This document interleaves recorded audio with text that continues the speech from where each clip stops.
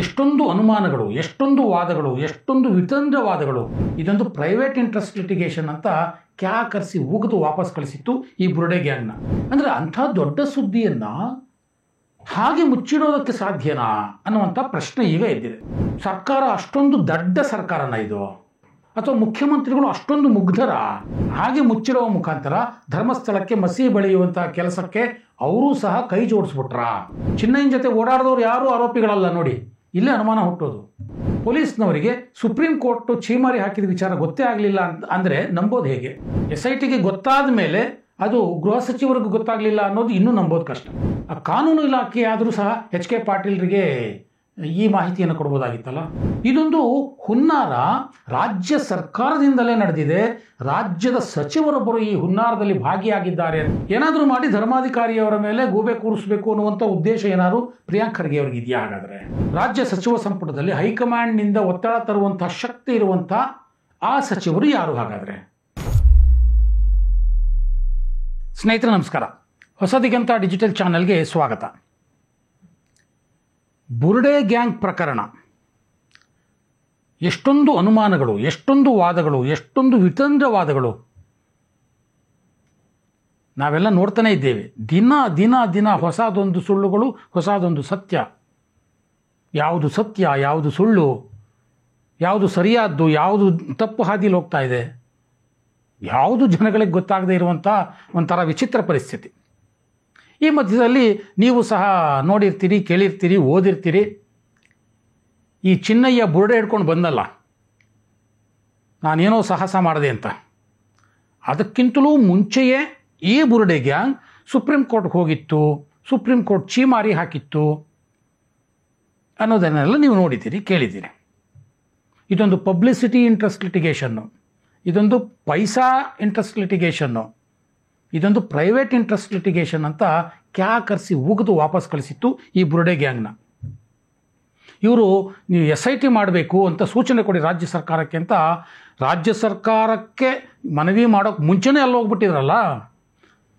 ಅವ್ರು ಏನು supreme court ಛೀಮಾರಿ ಹಾಕಿ ಕಳಿಸಿದ್ರಲ್ಲ, ಅದನ್ನು ಇವರು ಗುಟ್ಟಾಗಿಟ್ರು, ಇಲ್ಲಿ ಮುಚ್ಚಿಟ್ಬಿಟ್ರು.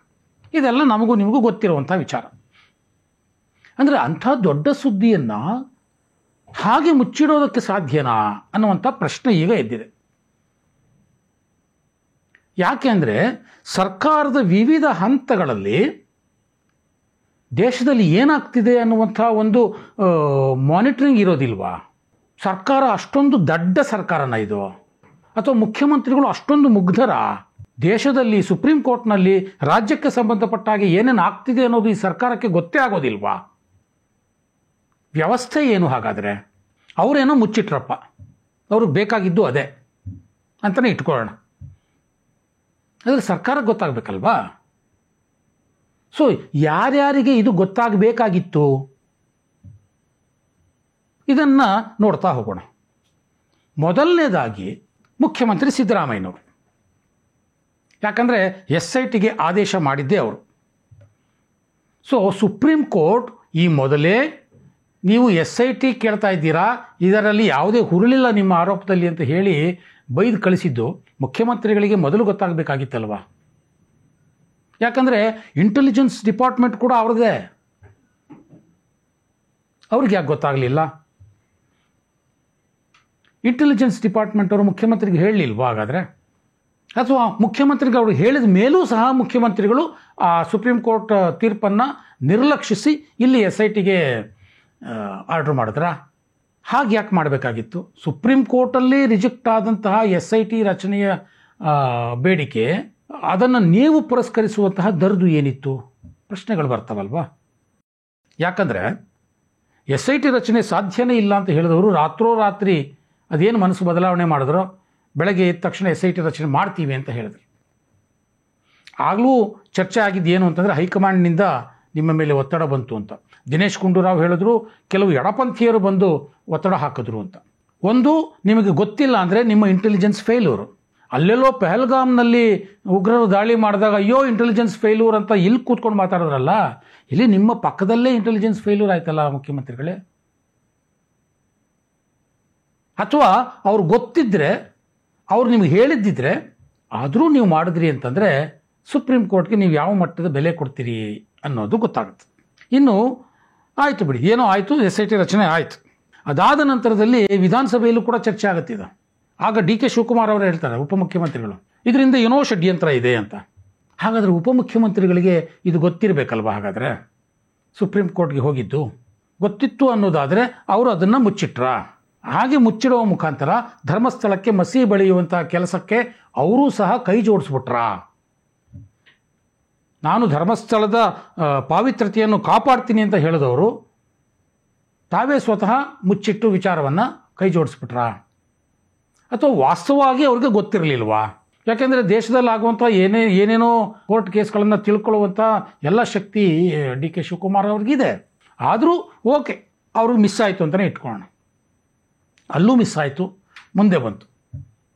ಇನ್ನು ಯಾರಿಗೆ ಗೊತ್ತಾಗಬೇಕಾಗಿತ್ತು ಹಾಗಾದರೆ ಈ ವಿಚಾರ? ಯಾರು ತಿಳ್ಕೊಳ್ಬಹುದಾಗಿತ್ತು? ಯಾರು ತಿಳ್ಕೊಳ್ಳೇಬೇಕಾಗಿತ್ತು ಅಂತಂದರೆ ನಮ್ಮ ರಾಜ್ಯದ ಗೃಹ ಸಚಿವರಾದಂಥ ಪರಮೇಶ್ವರ್. ಯಾಕೆಂದರೆ ತನಿಖೆ ನಡೆಸುತ್ತಿರುವುದು ಅವರ ಇಲಾಖೆಯೇ. ಸೊ SIT ಮುಖ್ಯಸ್ಥ ಪ್ರಣವ್ ಮೊಹಂತಿ ಅವರಿಗೆ ರಿಪೋರ್ಟ್ ಮಾಡಿಕೊಳ್ಬೇಕು. ಸೊ SIT ತನಿಖೆಯಲ್ಲಿ ಮೊನ್ನೆಯವರೆಗೆ ಇವರು ಸುಪ್ರೀಂ ಕೋರ್ಟ್ಗೆ ಹೋದ ವಿಚಾರಣೆಯಲ್ಲಿ ಬರಲೇ ಇಲ್ವಾ ಹಾಗಾದರೆ? ಸೊ ಇವ್ರು ಯಾವ ರೀತಿ, ಯಾವ ದಿಕ್ಕಿನಲ್ಲಿ ಹಾಗಾದರೆ SIT ವಿಚಾರಣೆ ಮಾಡ್ತಾ ಇದೆ? ಪರಮೇಶ್ವರ್ ಅವ್ರಿಗಾದ್ರೂ ಇದು ಗೊತ್ತಾಗಬೇಕಾಗಿತ್ತಲ್ವಾ? ಗೃಹ ಸಚಿವರು ಅಲ್ಲಿ ಅಷ್ಟು ಜನ ವಿಚಾರಣೆಗೆ ಹೋಗಿ ಬಂದು ಮಾಡ್ತಾನೆ ಇದ್ದಾರೆ. ಅನುಮಾನಗಳು ಹುಟ್ಟೋದಿಲ್ಲಿ. ಸೊ SIT ರಚನೆ ಯಾಕಾಗಿದೆ ಅನ್ನೋ ಅನುಮಾನಗಳು ಹುಟ್ಟೋದೇ ಇಲ್ಲಿ. ಸೊ ಚಿನ್ನಯ್ಯ ಅನ್ನುವಂಥದ್ದು ಒಂದು ಷಡ್ಯಂತ್ರ ಅಂತ ಗೊತ್ತಾದ ಮೇಲೆ ಚಿನ್ನಯ್ಯನನ್ನು ಸಾಕ್ಷಿ ಇದ್ದವನು ಆರೋಪಿ ಆಗ್ತಾನೆ.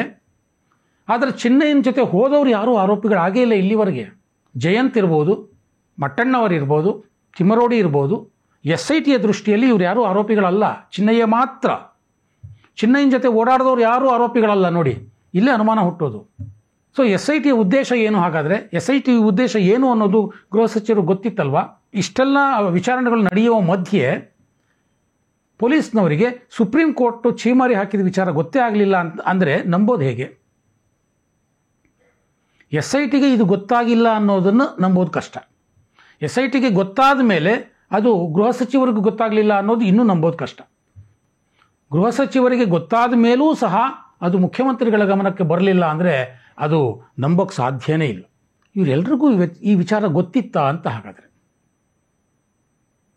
ಆಯ್ತಪ್ಪ, ಅದು ಮಿಸ್ ಆಗೋಯ್ತು ಬಿಡಿ, ಏನೂ ಮಾಡೋಕ್ಕಾಗಲ್ಲ. ನೆಕ್ಸ್ಟ್ ಯಾರು? ಕಾನೂನು ಸಚಿವರು HK ಪಾಟೀಲ್. ಸೊ ಕಾನೂನು ಇಲಾಖೆಯಲ್ಲಾದರೂ ಇದು ಗೊತ್ತಾಗಬೇಕಾಗಿತ್ತಲ್ವಾ? ಸೊ ಕಾನೂನು ಇಲಾಖೆಯಲ್ಲಿ ಒಂದು ಪ್ರತ್ಯೇಕ ಸೆಕ್ಷನ್ನೇ ಇರ್ತದೆ ಸುಪ್ರೀಂ ಕೋರ್ಟ್ನಲ್ಲಿ, ರಾಜ್ಯಕ್ಕೆ ಸಂಬಂಧಪಟ್ಟ ಹಾಗೆ ಏನೇನು ಘಟನೆಗಳಾಗ್ತಿವೆ ಅಂತ ಮಾನಿಟರ್ ಮಾಡಲಿಕ್ಕೆ. ರಾಜ್ಯ ಸರ್ಕಾರದ ಪ್ರತಿನಿಧಿಗಳು ಸುಪ್ರೀಂ ಕೋರ್ಟ್ನಲ್ಲಿ ಇರ್ತಾರೆ. ಅದಕ್ಕೆ ಅಂತಲೇ ಒಂದಷ್ಟು ಅಧಿಕಾರಿ ವರ್ಗ ಇದೆ. ಆ ಕಾನೂನು ಇಲಾಖೆ ಆದರೂ ಸಹ HK ಪಾಟೀಲ್ರಿಗೆ ಈ ಮಾಹಿತಿಯನ್ನು ಕೊಡ್ಬೋದಾಗಿತ್ತಲ್ಲ. ಆ ಅಧಿಕಾರಿಗಳು ಯಾಕೆ ಕೊಡಲಿಲ್ಲ ಹಾಗಾದರೆ? ಅಥವಾ ಆ ಅಧಿಕಾರಿಗಳು ಕೊಟ್ಟರು HK ಪಾಟೀಲ್ರೇನಾದ್ರು ಈ ವಿಚಾರವನ್ನು ಮುಚ್ಚಿಟ್ಬಿಟ್ರಾ? ಆ ಅಧಿಕಾರಿಗಳು ಮುಚ್ಚಿಟ್ಟಿದ್ದಕ್ಕೆ ಅವ್ರ ವಿರುದ್ಧ ಏನಾದರೂ ಕ್ರಮ ಆಗುತ್ತಾ ಹಾಗಾದರೆ? ಅಥವಾ HK ಪಾಟೀಲ್ ತಮಗೆ ಬಂದ ಮಾಹಿತಿಯನ್ನು ಮುಖ್ಯಮಂತ್ರಿಗಳಿಗೆ ರವಾನಿಸಿದ್ರಾ? ಹಾಗೇನಾದರೂ ರವಾನಿಸಿದರೆ ಮುಖ್ಯಮಂತ್ರಿಗಳು ಯಾಕೆ ಈ ಬಗ್ಗೆ ಒಂದು ದಿನವೂ ಕೂಡ ಮಾತಾಡಲಿಲ್ಲ? ಸೊ ಎಲ್ಲೋ ಒಂದು ಕಡೆ ಸುಪ್ರೀಂ ಕೋರ್ಟ್ ಛೀಮಾರಿ ಹಾಕಿದ ವಿಚಾರವನ್ನು ರಾಜ್ಯದ ಜನತೆಯಿಂದ ಮುಚ್ಚಿಡುವಂಥ ವ್ಯವಸ್ಥಿತ ಹುನ್ನಾರ ನಡೆದಿದೆ ಅಂತ ಅನಿಸೋದಿಲ್ವ ಹಾಗಾದರೆ? ಇನ್ನು ರಾಜ್ಯ ಸಚಿವ ಸಂಪುಟದಲ್ಲಿ ನಾನು ಏನು ಹೇಳಿದ್ನಲ್ಲ ಸಚಿವರು, ಅವರಿಗೆ ಈ ವಿಚಾರ ನೇರವಾಗಿ ಲಿಂಕ್ ಆಗುತ್ತೆ. ಆ ಕಾರಣಕ್ಕೆ ಅವರೊಂದಷ್ಟು ಆವಾಗ ಮಾತಾಡಲೇಬೇಕಾಗುತ್ತೆ, ಮಾತಾಡ್ತಿರ್ತಾರೆ. ಹಾಗಾಗಿ ಅವರ ವಿಚಾರಗಳನ್ನು ನಾನು ಎತ್ತುಕೊಂಡೆ. ಇಂಥವರಿಗೆಲ್ಲ ಈ ವಿಚಾರ ಗೊತ್ತಾಗಬೇಕಾಗಿತ್ತು ಅಂತ. ಇದೊಂದು ಹುನ್ನಾರ ರಾಜ್ಯ ಸರ್ಕಾರದಿಂದಲೇ ನಡೆದಿದೆ. ರಾಜ್ಯದ ಸಚಿವರೊಬ್ಬರು ಈ ಹುನ್ನಾರದಲ್ಲಿ ಭಾಗಿಯಾಗಿದ್ದಾರೆ ಅಂತ ಯುವ ವಕೀಲರಾದಂಥ ಗಿರೀಶ್ ಭಾರದ್ವಾಜ್ ಅವರು ನಮ್ಮದೇ ಸಂದರ್ಶನವೊಂದರಲ್ಲಿ ಹೇಳಿದರು. ಈ ಷಡ್ಯಂತ್ರದಲ್ಲಿ, ಧರ್ಮಸ್ಥಳದ ವಿರುದ್ಧದ ಷಡ್ಯಂತ್ರದಲ್ಲಿ ಸಿದ್ದರಾಮಯ್ಯ ಸರ್ಕಾರದ ಸಚಿವರೊಬ್ಬರು ಭಾಗಿಯಾಗಿರಬಹುದು. ಅವರು ಅವತ್ತು SIT ರಚನೆ ಆಗಬೇಕು ಅನ್ನುವಂಥ ಒಂದು ನಿರ್ಣಯ ತಗೊಳ್ದಲ್ಲ ಸಚಿವ ಸಂಪುಟ, ಆ ಸಂಪುಟದಲ್ಲಿ ಏನೇನು ಮಾತಾಡಿದ್ರು ಅನ್ನೋದನ್ನು ಯಾರಾದರೂ ಪರಾಮರ್ಶೆ ಮಾಡಿದ್ರೆ ಅವರಿಗೆ ಗೊತ್ತಾಗುತ್ತೆ ಈ ಷಡ್ಯಂತ್ರದಲ್ಲಿ ಯಾರಿದ್ದಾರೆ ಅಂತ ಗಿರೀಶ್ ಭಾರದ್ವಾಜ್ ಹೇಳಿದರು. ನಾವು ತಲೆ ಕೆಡಿಸ್ಕೊಂಡು ಯಾರಿರ್ಬೋದು ಆ ಸಚಿವರು, ಯಾರಿರ್ಬೋದು ಸಚಿವರು ಅಂತ. ಬಟ್ ಅವರು ಆ ವಿಚಾರವನ್ನು, ಹೆಸರನ್ನು ಹೇಳಲಿಲ್ಲ. ಆದರೆ ನಾನು ಈಗ ಹೇಳಿದಂತಹ ಸಚಿವರ ಹೆಸರುಗಳು ಏನಿದೆಯಲ್ಲ, ಇವ್ರ ಮೇಲೆಲ್ಲ ಒಂದಷ್ಟು ಈ ರೀತಿಯ ಲೋಪ ಆಗಿದೆಯಾ ಅನ್ನುವಂಥ ಅನುಮಾನಗಳು ಬರ್ತವೆ. ಯಾಕಂದರೆ ನೇರವಾಗಿ ಅವರು ಲಿಂಕ್ ಆಗಿರುವಂಥದ್ದು. ಇವರಲ್ಲದೆ ಈ ವಿಚಾರದ ಬಗ್ಗೆ ಅತಿ ಹೆಚ್ಚು ಮಾತಾಡ್ತಿರುವಂಥದ್ದು ನಮ್ಮ ಮತ್ತೊಬ್ಬ ಸಚಿವರಾದಂಥ ಪ್ರಿಯಾಂಕ್ ಖರ್ಗೆ ಅವರು. ಬೇರೆ ಇನ್ಯಾವ ಸಚಿವರು ಅಷ್ಟೊಂದು ಮಾತಾಡ್ತಾ ಇಲ್ಲ. ಗೃಹ ಸಚಿವರು, ಕಾನೂನು ಸಚಿವರು, ಮುಖ್ಯಮಂತ್ರಿಗಳು ಮಾತಾಡಲೇಬೇಕು, ಅನಿವಾರ್ಯ ಮಾತಾಡ್ತಾರೆ. ಆದರೆ ಇದಲ್ಲದೆ ಎಲ್ಲ ವಿಚಾರಕ್ಕೂ ತಲೆ ಹಾಕುವಂಥ ಪ್ರಿಯಾಂಕ್ ಖರ್ಗೆ ಅವರು ಈ ವಿಚಾರದಲ್ಲೂ ತಲೆ ಹಾಕ್ತಾರೆ. ಅವರು ಹೇಳ್ತಾರೆ, ನೀವು BJPಯವರು ಒಂದು ಧರ್ಮಾಧಿಕಾರಿ ಪರ ಇದ್ದೀರೋ ಇಲ್ಲ ಸೌಜನ್ಯ ಪರ ಇದ್ದೀರೋ ನಿರ್ಧಾರ ಮಾಡಿ ಅಂತಾರೆ. ಅಂದರೆ ಪ್ರಿಯಾಂಕ್ ಖರ್ಗೆ ಅವರು ಈಗಾಗಲೇ ಧರ್ಮಾಧಿಕಾರಿಯವರನ್ನು ಆರೋಪಿ ಅಂತ ನಿರ್ಧಾರ ಮಾಡಿಬಿಟ್ಟಿದ್ದಾರೆ. ಏನಾದರೂ ಮಾಡಿ ಧರ್ಮಾಧಿಕಾರಿಯವರ ಮೇಲೆ ಗೂಬೆ ಕೂರಿಸಬೇಕು ಅನ್ನುವಂಥ ಉದ್ದೇಶ ಏನಾದರೂ ಪ್ರಿಯಾಂಕ್ ಖರ್ಗೆ ಅವ್ರಿಗೆ ಇದೆಯಾ? ಹಾಗಾದರೆ ಮುಖ್ಯಮಂತ್ರಿಗಳು ಇದೇ ರೀತಿ ಮಾತಾಡಿದರು ಹಿಂದೆ. ಈ ರೀತಿ ಯೋಚನೆ ಮಾಡ್ಕೊಂಡು ಹೋದಾಗ ಒಂದಷ್ಟು ಅನುಮಾನಗಳು ಸೃಷ್ಟಿಯಾಗ್ತವೆ. ಮುಖ್ಯಮಂತ್ರಿಗಳು SIT ರಚನೆ ಮಾಡೋದೇ ಇಲ್ಲ ಅಂತ ಹೇಳಿದವರು ರಾತ್ರೋರಾತ್ರಿ ಹೈಕಮಾಂಡ್ನ ಒತ್ತಡದಿಂದಾಗಿ SIT ರಚನೆ ಮಾಡ್ತಾರೆ ಅಂತಂದರೆ ಹೈಕಮಾಂಡ್ ಮೇಲೆ ಒತ್ತಡ ತರುವಂಥ ರಾಜ್ಯ ಸಚಿವರು ಯಾರು ಹಾಗಾದರೆ ಅನ್ನುವಂಥ ಪ್ರಶ್ನೆ ಬರುತ್ತೆ. ಮುಖ್ಯಮಂತ್ರಿಗಳು ಮತ್ತು ಉಪಮುಖ್ಯಮಂತ್ರಿಗಳು ಬಿಟ್ಟರೆ ರಾಜ್ಯ ಸಚಿವ ಸಂಪುಟದಲ್ಲಿ ಹೈಕಮಾಂಡ್ನಿಂದ ಒತ್ತಡ ತರುವಂಥ ಶಕ್ತಿ ಇರುವಂಥ ಆ ಸಚಿವರು ಯಾರು ಹಾಗಾದರೆ? ಅವರಿಗೆ ಅದರಲ್ಲಿ ಏನು ಇಂಟ್ರೆಸ್ಟು? ಗಿರೀಶ್ ಭಾರದ್ವಾಜ್ ಹೇಳಿರೋ ಹಾಗೆ ಆ ಸಚಿವರೇನಾ ಈ ಷಡ್ಯಂತ್ರದ ಭಾಗವಾಗಿ ಹಿನ್ನೆಲೆಯಲ್ಲಿರೋದು? ಎಲ್ಲವೂ ಹೊರಗೆ ಬರಬೇಕಲ್ವಾ? ಸೊ ಸುಪ್ರೀಂ ಕೋರ್ಟಿನ ವಿಚಾರ ಯಾವಾಗ ಹೊರಗೆ ಬಂತೋ ಇಷ್ಟೆಲ್ಲ ಪ್ರಶ್ನೆಗಳು ಈಗ ಹೇಳ್ತಾ ಇವೆ ಸ್ನೇಹಿತರೆ. ಸರ್ಕಾರಕ್ಕೆ ಈ ವಿಚಾರ ಗೊತ್ತಿದ್ದು ಮುಚ್ಚಿಟ್ಟಿದ್ದು ಯಾಕೆ? ಅಥವಾ ಯಾವುದೋ ಒಬ್ಬ ಸಚಿವರಿಗೆ ಮಾತ್ರ ಈ ವಿಚಾರ ಗೊತ್ತಿತ್ತಾ? ಬೇರೆಯವರು ಗೊತ್ತಿರಲಿಲ್ವಾ? ಈ ಎಲ್ಲ ವಿಚಾರಗಳು ಈಗ ರಾಜ್ಯದ ಜನತೆ ಚರ್ಚೆ ಮಾಡ್ತಾ ಇದ್ದಾರೆ. ಸ್ಪಷ್ಟವಾಗಿ ಹೇಳಬೇಕು ಅಂತಂದರೆ ಬುರುಡೆ ಗ್ಯಾಂಗಿನ ಷಡ್ಯಂತ್ರಕ್ಕೆ ಸರ್ಕಾರದಿಂದಲೇ ಕುಮ್ಮಕ್ಕು ಸಿಗ್ತಾ ಇದೆಯಾ ಅನ್ನುವಂಥ ಒಂದು ಅನುಮಾನ ಎಲ್ಲ ಘಟನೆಗಳಿಂದ ಗಟ್ಟಿಯಾಗ್ತಾ ಇದೆ ಸ್ನೇಹಿತರೆ.